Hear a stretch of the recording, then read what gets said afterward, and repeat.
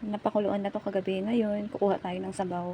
At, yan, yung pinagkuluan yan mataas sa collagen.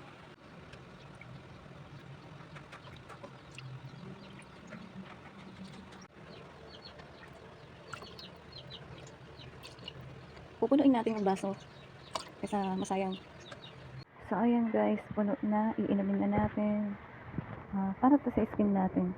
Nakita nyo, nagkulay orange siya kasi nilagyan ko siya ng spices, herb and spices. Yan kasi yung ito yung nilagay ko sa dito sa sabaw kasi ito nauna na kasi siya, pero pwede nyo namang idirekta dito yung mga herbs and spices na nilagay ko dito. Nauna lang kasi ito dahil napakuluan ko na yung tubig.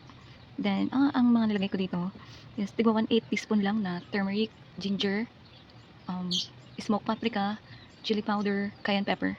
That's it. Hindi naman mapakla. Para ka lang umiinom ng tsa. Pang third time ko na to. So, ayun, huwag kayong matakot uminom ng pinagkuluan ng baboy dahil sa cholesterol. Kasi ang cholesterol, crucial yan.